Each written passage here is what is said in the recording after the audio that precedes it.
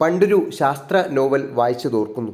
ഒരു ദ്വീപിലെ ആളുകൾ കടലിൽ നിന്നും സ്വർണം വേർതിരിച്ചെടുക്കാൻ തുടങ്ങി. അങ്ങനെ കടലിൽ നിന്നും സ്വർണമുണ്ടാക്കി അവർ വലിയ പണക്കാരായി. പക്ഷേ കുറച്ചു കഴിഞ്ഞപ്പോഴാണ് അവർക്ക് അബദ്ധം ബോധ്യപ്പെട്ടത്.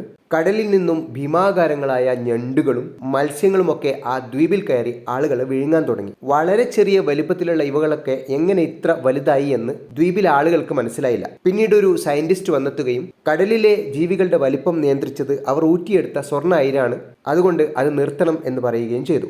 നമ്മൾ തിന്നുന്ന കണവ മത്സ്യം ഇതേപോലെ ഭീമാകാരമായി വളർന്ന് നമ്മൾ അത്ഭുതപ്പെടുത്തുന്ന ഒരു ദൃശ്യമുണ്ട് കടലിൽ. അതിൻ്റെ പേരാണ് ജയന്റ് സ്ക്വിഡ്. ഈ ഭീമൻ കണവ മത്സ്യം ഒരു ടൂറിസ്റ്റ് ബസിന്റെ അത്രയും വലിപ്പം വെക്കും. തലയിൽ കാണുന്ന ആ റിസപ്റ്ററുകളും മറ്റും ചേർന്ന് ചിലപ്പോൾ 1.5 ടൂറിസ്റ്റ് ബസിന്റെ അത്രയും വലിപ്പം വെക്കാം. പക്ഷേ പല വീഡിയോസിലും നീലത്തിമിംഗലത്തിനേക്കാളും വലിപ്പമുണ്ട് എന്ന് പറയപ്പെടുന്നു. അത് ശരിയായിട്ടുള്ള കാര്യമല്ല.